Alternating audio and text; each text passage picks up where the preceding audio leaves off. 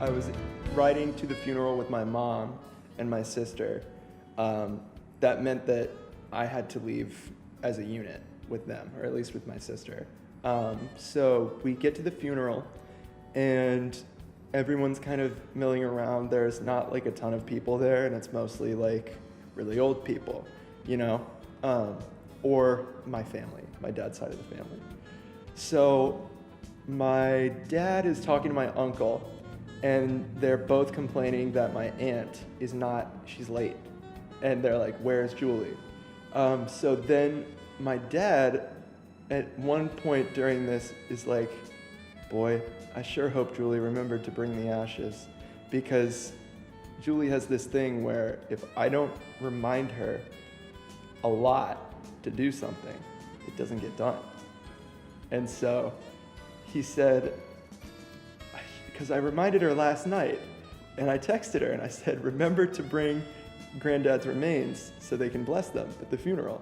And I didn't text her this morning, so I'm hoping she brings them. And so my aunt shows up. She does not have the ashes. They got a hold of her in the car on the way there or something, and they were like, do you have it? And she was like, no. And they were like, okay, well, we'll see if we can get the priest to agree to do the funeral without the ashes.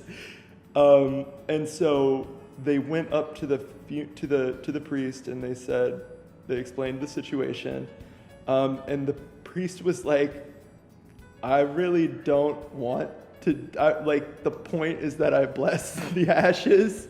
So, you know, if we can wait, like there's no one after you, there's nobody else coming in for a funeral, we can just wait.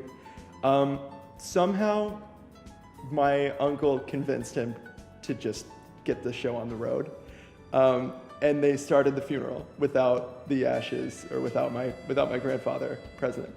And so they did a reading and stuff. You know, the priest took a while, and it was very long, and there was kneeling and standing. And the angel said unto him, stop hitting yourself. But lo, he could not, for the angel was hitting him with his own hands. All those things. And then my dad gave a eulogy that was very straightforward, very by the book, talking about how his dad was a nice guy, good dad, all that stuff. And he went and sat down, and everybody said, great job, Pat, after. But my other uncle, Chuck, is just divorced his wife like a month or two ago. And he's now dating like a young Colombian woman, I believe, and he's just the biggest pig you've ever met, you know? And so he went up to give a eulogy, and he said, you know, he said some normal things at the beginning and all of that, and he said, you know, my dad was a really sweet guy, because after I got my first DWI, my mom, she didn't want to talk to me. And so for 2 weeks, she didn't say a word to me. And then I was working late nights, and I would come home at 11:30 or midnight every night. And my dad, during the time my mom wasn't talking to me, would leave me handwritten like notes of encouragement on my pillow. And he would come home after work and see things like that from his dad. And I was like, that's really sweet, but you didn't need to tell us about your DWI. Good? Awesome. Oh, bye-bye.